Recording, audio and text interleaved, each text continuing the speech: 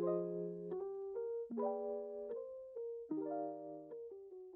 going on, guys? It's Barry here with the Scryguys, and this morning the Magic Twitch channel has just dropped a huge load of murders at Karlov Manor spoilers. So we're here to talk about all the legendary stuff, all the new mechanics, and let's just get into it. First, we're gonna have to look at these new Surveil lands. I don't know what but they're definitely going to just push out. I feel like they might just push out the Scry lands from Theros out of the way, because simply it has this right here. It has the land types. Now this is going to be awesome for a lot of budget builders out there for Commander. Don't know how it's going to affect Standard at all, because I'm mainly a Commander player, but great for budget players. Sometimes, well, I mean, I would say it's great for budget players because you could fetch these out, but fetch lands are pretty expensive. But these are great for things that matter with the land type. So if you have a Cabal Coffers out, now this Undercity Sewers also counts for the Cabal Coffers. Same with the Emeria land, where if you have 7 planes, you can go ahead and recur a creature from the graveyard. It's going to matter a lot for that. You know, there are the slow fetches that they always put in commander decks, so it could also matter for that as well. There's things, I believe, like Croson Verge that it can matter for a ton, but the full cycle is going to be in Murders of Karlov Manor. We won't have to wait for another set to come out, for the other 5 to come out. I just wanted to show it right here. And also, Surveil is, I feel like, a really great mechanic, because sometimes you want to be able to put something into the yard instead of to the bottom of your library. So the only gripe I have with this is that it is a rare, so I don't know how I would feel if I'm opening up packs of murders or packs of Karlov Manor and this is my rare. I might be sad a little bit, because it does also come in tap. Like for me, I much rather just play basics at this point than have tap lands, because the untapped lands are really important. But I still think it's a great thing for a lot of just budget players and all that stuff. Yeah. Let's go to our next slide. See. Oh, this is I didn't put this card because it's like important. I put this card more because it's showcasing a new mechanic. So Analyze the Pollen is a 1 green sorcery. As an additional cost to cast a spell, you may collect evidence 8, which is a new mechanic. It says exile cards with a total mana value of 8 or greater from your graveyard. Search your library for a basic land. If evidence was collected, instead search your library for a creature or land card, reveal that card, put it into your hand, and shuffle. Actually, I actually do still think this is a pretty great card. It kind of reminds me of Traverse No. There was Traverse the Ulvenwald or something like that from, I believe, Eldritch Moon, that had sort of this almost same mechanic where it had Delirium. So it's just a great card that kind of scales with the game. If you have it early on, then you can go ahead and just search for a land into your hand, or later on to the game, it kind of works like a Sylvan Tutor, except it goes right into your hand if you can go ahead and collect evidence 8, which was where you just go ahead and exile all your, Nature's Lore, 3 visits, cultivates, and all that stuff, and you can go ahead and get a land or a creature, which could be really important. You get an Apex Devastator, you get a Gaia's Cradle, a Nykthos, whatever's going to help you win the game. It's just another great tutor for you to have, and the fact that it scales with the game is really good. But mainly I put it here to go ahead and showcase one of the new mechanics in the set. Next we have, oh wow, that was fast. Well, this isn't here for the land, this is here for the new mechanic Disguise, which it's Disguise 3.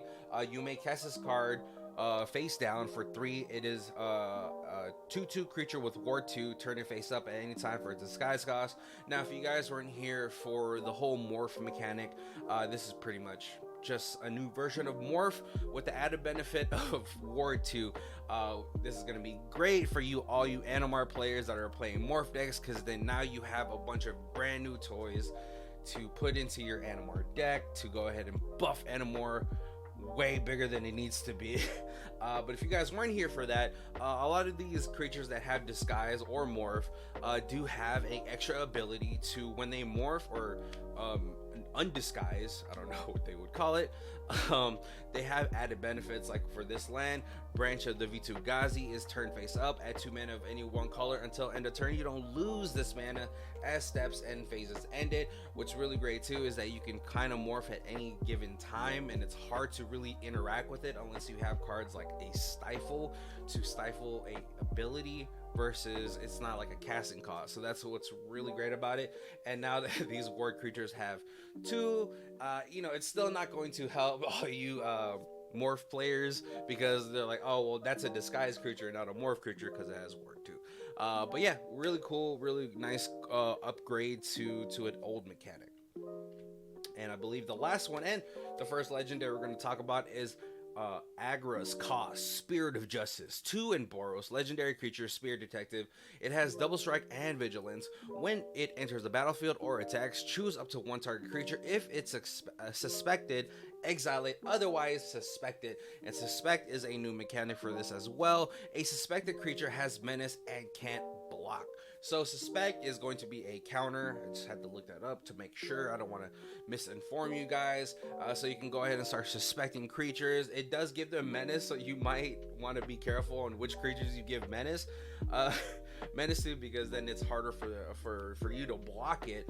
But I suspect that we're gonna get a whole bunch of cards in this set, and probably the Clue edition as well, that will go ahead and help us interact with more suspected creatures.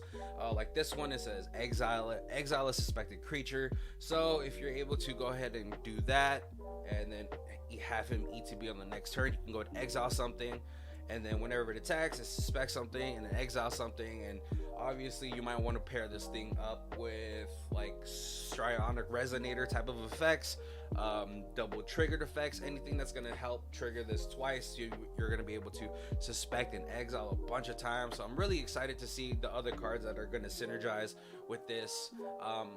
One thing I do have to say is I really miss 3-block set, because then we would get a decent amount of card pool to really help facilitate all these new mechanics that are going to be great. Because I'm just going to be sad if the next one, it doesn't have suspect, so then suspect kind of just fizzles out.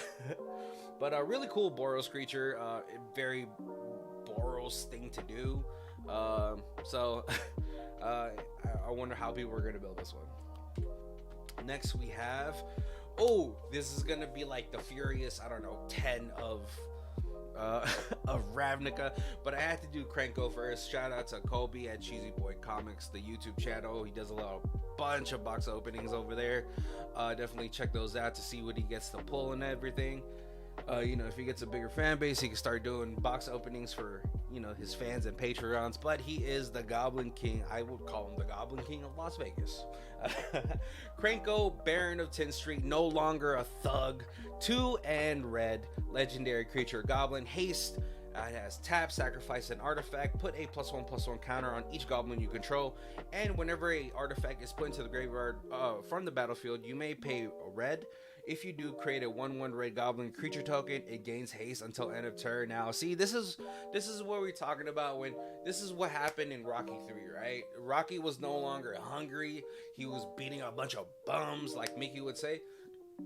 He didn't have his ear to the streets anymore, because this Krenko is just, nothing is gonna ever, I feel like, ever gonna top the original Krenko, because that one, it gets out of hand just so fast if it lives, right?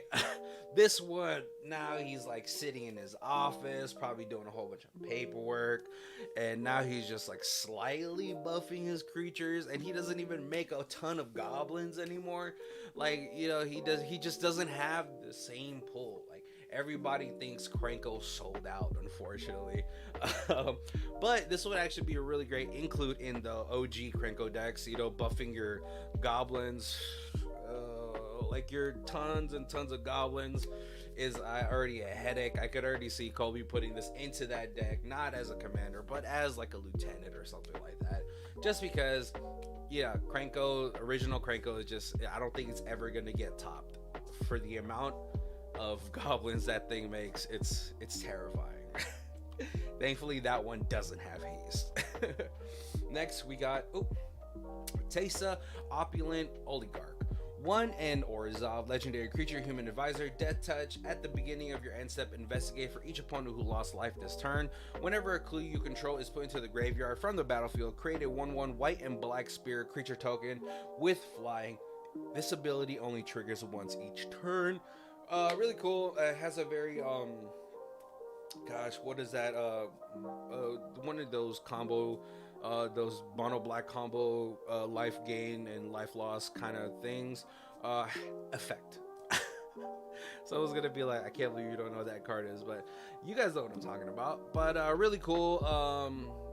There's a lot of investigate in white and black as well, and just to be able to, the ability only triggers once per turn, each turn. So someone has to clarify it for me. I'm thinking that you could do it on everybody. You can crack a clue on everybody's turn, and then by the time it gets back to you, you're gonna have at least 3 1/1 black and white flying creatures. But let me know. I think this is okay. It isn't. I think nothing's gonna ever top the 4 mana like Death Monocon Teysa. So this one seems okay to me. It is a little bit better if you get to go ahead and make 1/1s at crack clues at everybody else's turn, because getting a card draw and a body on the field is really good. And especially if you have things like Divine Visitation, where you can, instead of making 1/1s, you can make 4/4 angels. That'll be pretty busted. But as it stands right now, if it is only during your turn, then that kind of is not as great as I'm thinking this card is going to be. So just go ahead and make sure in the comments, let me know in the comments how wrong I am or how right I am. Next we have Trostani, another OG of it all. 3 Whispers. It is 1 hybrid Selesnya and white legendary creature Dryad. And this one doesn't make tokens, which I'm kind of sad about, just because of how token themed it has always been. But this one does really cool things for its creatures. You can pay 1 in the green, target creature gains death touch until end of turn. Selesnya, target creature gains vigilance until end of turn, and 2 in a white, target creature gains double strike until end of turn. And it is a 4/4. I can see a lot of people really here just building it for the 2 and a white. The first ability is really cool too, because then if you're building this or putting this into a token deck, you can turn all your little 1/1 elves, saplings, trees, whatever you're gonna have, plants, into just killer blockers. So I'm really excited for that. Or you can put this in a big huge stompy deck and give all your creatures double strike. You're like, the math is not mathing when you're a blocker, and you're like, oh, I forgot, it's gonna get double strike. But 3 mana 4/4 overstated with all these abilities. Really cool. Really excited to see what kind of builds come with this deck. And yeah, totally excited. Next we got Judith, Carnage Connoisseur, 3 in Rakdos, legendary creature, human shaman. Whenever you cast an instant or sorcery, choose 1. That spell gains death touch and lifelink, or create a 2/2 red imp creature token with, when this creature dies, it deals 2 damage to each opponent. Whoo, that is pretty awesome. Oh man, especially if you're building some sort of Rakdos Storm deck. Or not a storm, because the storm does say cast or copy. Let me know in the comments, because if storm counts as cast, I always forget like smaller mechanics, just because I just never really built storm decks, so in my head it's not really clicking. But if storm counts as casting a spell, then this could get really gross. Because you have things like Gutshot and Tendrils of Agony, which if you have a high enough storm count, you're going to create all these 2/2s and just really get out of hand, because not only are these going to be 2/2 bodies on the field, but even if someone board wipes, you get to go ahead and deal 2 damage to each opponent. This might get gross. I know some of you out there that are going to be really excited about this, so shoots. Also, it turns all your kill spells into like token generation. So like you feed the swarm something, you're destroying something, and then you're gonna get a 2/2 body. I'm just not having fun with this. Next we got Kellen, Inquisitive Prodigy 2 and Simic, but it has the adventure side where it's a oh gosh, I'm so bad with cards right now. It's so bad. Green and a white. No, green and a blue. Investigate. You may play an additional land this turn. It's gonna kill me now. I can't remember it. But the creature side, Flying Vigilance. When killing Inquisitor Prodigy attacks, destroy up to one target artifact. If you control that permanent, draw a card. So really cool. I don't know if Fae folk have Rumspringer, but this guy has been all over the place so far. I don't know if Wizard just trying to make him the new Jace, like the new face of Magic the Gathering, but like, I mean, we'll see. Really cool. I do like the adventure side, and also really cool for the creature side because it acts like a Trigon Predator just for artifacts, but then you could also turn those into what's it called, a card draw. So I don't know how great this is. as a EDH commander, it might be really great. I maybe because sometimes we don't see the things we want to see, but yeah, pretty cool. I think it's a really nice include in the 99. Flying Vigilance. Yeah, you can go ahead and start popping Soul Rings and Mana Crypts and all that stuff, and then you can start turning that into card draw as well. Yeah, I think it's fine in the 99. I don't know if I'd build it as a commander.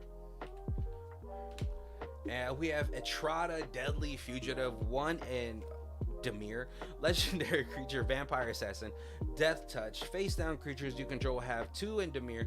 Turn this creature face up. If you can, exile it. Then you may cast the exile card without paying its mana cost. Whenever an assassin you control deals combat damage to an opponent, cloak the top card of that player's library. I think the ability to go ahead and turn this creature face up, if you can't exile it, then you may cast it, is really kind of busted. Unfortunately, I don't believe there's too many assassins in Magic the Gathering, so you're gonna have to take advantage of cards that turn like adaptive something that turn creatures into other types of creatures, right? So you can go ahead and fill this up with a whole bunch of unblockable like small creatures, like small little weenie creatures that are assassins and all that stuff, and then go ahead and start cloaking, which is the new manifest. And then really cool about this is that if you manifest, I don't know, an omniscience or a time stretch, you can go ahead and have a reduction for 4 mana to be able to cast those spells. So I think this is going to be a really cool, interesting build. I feel like it's going to be a whole bunch of like little weenies that's going to be in the deck as far as creatures go, unblockable creatures and all that stuff. Unfortunately, they still haven't reintroduced flanking back into the game. But yeah, really cool. I think it's going to be a lot of fun. It might have a similar looking build that Yuriko decks have, just because yeah, when you cloak, you get to go ahead and put things up onto the top of the library or into the battlefield as a disguised creature. So I can also imagine people putting things like Scroll Rack, Brainstorm into their deck, a lot of top of the deck manipulation, so you can put your big spells in there, cloak them, and then pay 4 mana. And like I said before, it's going to be hard to interact with that because that'll be a triggered ability or activated ability, so you're going to have things that interact with abilities versus countering. Actually no. Oh no, sorry. You have to exile. No, so sorry. Scratch everything I just said. You're still going to be able to. You're still going to be able to interact with the spell that's going to be, because you have to exile it. Cause yeah, you guys. Sorry. I am frantic right now. All right, next card we have a new Malik Reforged Researcher 3, and is it legendary creature Weird Detective. Malik's power and toughness are equal to the twice the number of instants and sorcery cards in your graveyard. The first instant and sorcery spell you cast each turn costs 3 less to cast. Not as great as the one from Gate Crash, the 6 mana one, because that one allows you to double up on spells that you cast from the top of the library. It is pretty heavy on the 6 mana, but if you're able to have that start to get going, it can get nuts really quickly. But I think this would be an interesting Voltron-ish commander. You're being just a really out there type of commander, because if you have, say, I don't know, 10 instances of sorceries in your graveyard, this guy's a 20/20. Maybe this will be like a weird Is It Fling deck where you're flinging and dealing 20 damage, 30 damage to everybody. I mean, it's not unheard of for an Is It deck to have 30 or so instances of sorcery, so at certain points this guy might be a 60/60. But also the second portion is really important as well. Being able to turn a temporal manipulation or capture of Jingzhou from a 5 mana to a time walk is really strong. And so yeah, really cool. Or a 1 mana Wheel of Fortune. That's fair. That's fair. But no, I would love to see this as a really funny fling deck, and I think there's people out there that will turn it into that, or just or into a Voltron commander. It's like, all right, cool. Malik is a 40/40, swing at you with trample, bye. And plus, we don't have access to things like Steel Shaper's Gift, but we do have access to things like Reshape. The 2 mana card from Aftermath, Nahiri's something, Gamble, obviously, Fabricate. So there's a lot of things that are going to be able to get you artifacts or equipments that are going to be able to give this guy trample, and you just might be dead by the time that this guy hits the field, and if it has haste and all that stuff. So I think it's I think this one will be really interesting to build, and you might have to look out for a deck tech for this one on the more budget side. All right, next we have Voha. I'm not sure how I'm saying that, or how I'm supposed to be saying that. Jaws of the Conclave 2, and I believe Naya? No, I know it's Naya, but I believe this is I think this might be one of the first tricolor legendaries from Ravnica. Again, correct me if I'm wrong, but to my memory, I can't think of a legendary creature from Ravnica that is more than 2 colors. But yeah, let me know in the comments. Tell me I'm an idiot and I'm wrong. But this creature's really cool. Legendary Wolf, Vigilance, Trample, Ward 3. When Voja, Jaws of the Conclave attacks, put X +1/+1 counters on each creature you control, where X is the number of elves you control. Draw a card for each wolf you control, and it is a 5/5. So this is really cool. I think this is sort of the bump that the main wolf commander kind of needed. I think this is a really cool build because you're going to be having to balance out the elves and the wolves that you put into the deck, but both those kindred type of decks have so much synergy, and then if you put them all together, there's also that one elf that champions, I believe, an elf, and then you can create 2/2 werewolf or wolves. So this is gonna be obviously a go wide type of strategy. You're going to be buffing all your creatures and also drawing a decent amount of cards for each wolf you control. So also really excited about this. I think it's a lot of fun to look into and to want to build. Just a go wide strategy is always fun. Going in for attacks is always fun.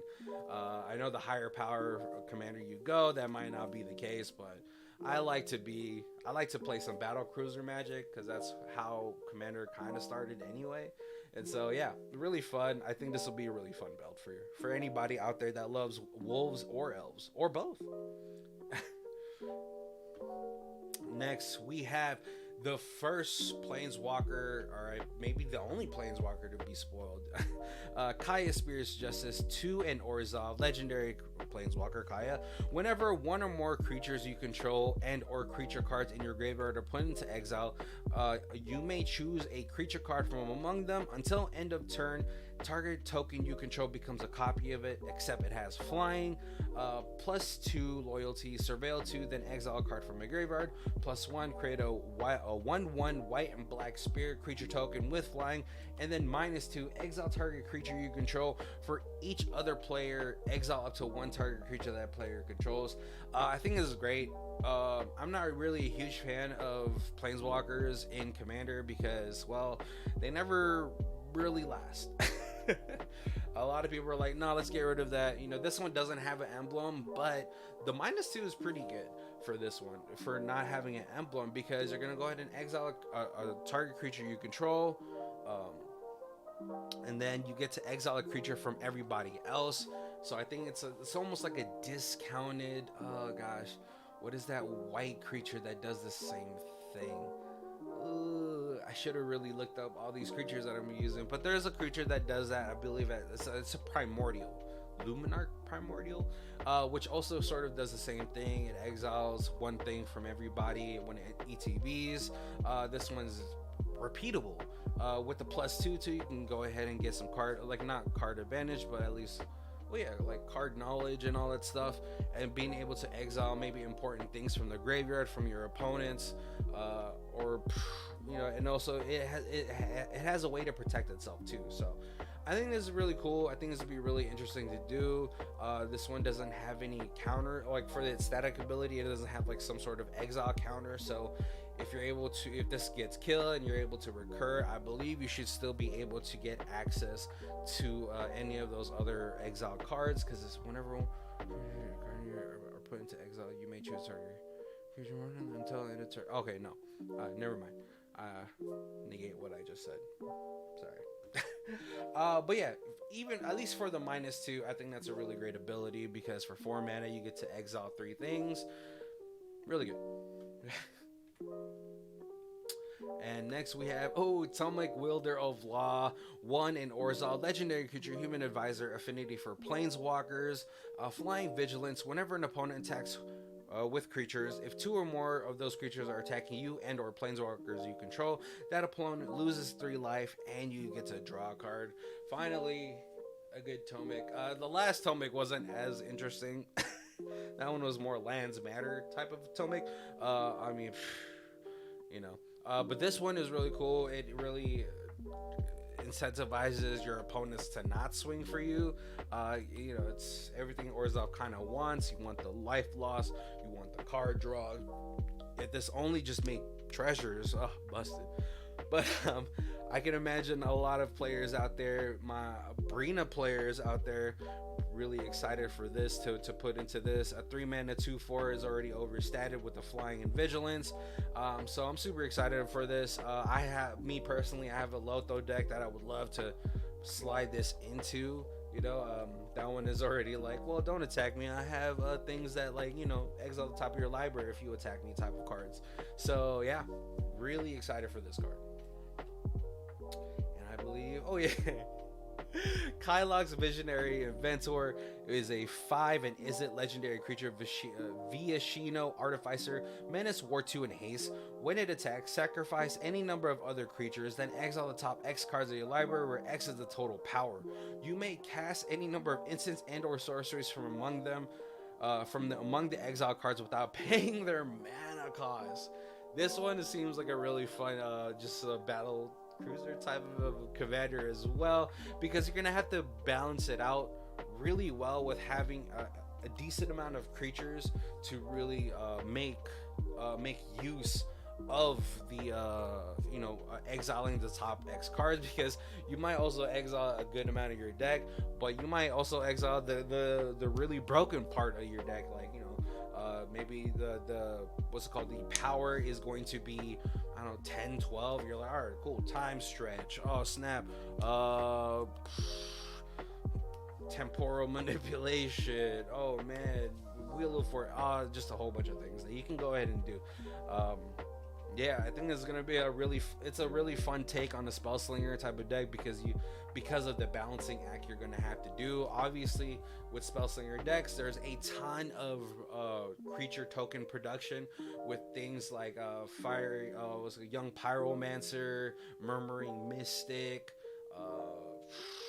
Talran, that you can really achieve that creature board that you need for when this guy comes out, and the fact that this thing has haste, so it almost feels like a Galta-ish type of commander, um, because it doesn't have to deal combat damage, it just needs to attack. So you might just need this for a one-off. Say you've already built a healthy board of maybe 20 to 30 power, like, total. When this guy comes down, swings and attacks, you exile the top 30, you're probably gonna win.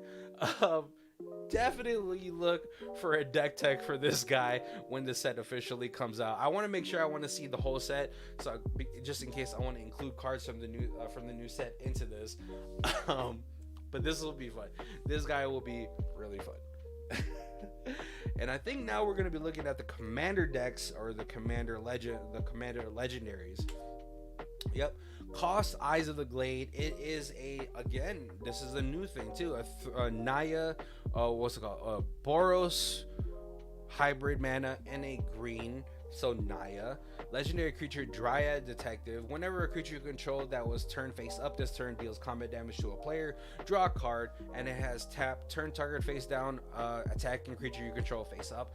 I would have really loved to have seen this in 5 colors, just because then you get access to all of the morph creatures, because this one doesn't specify disguise creature. This one just specifies turn down attacking creature. So that would have included all of the morph creatures from past sets.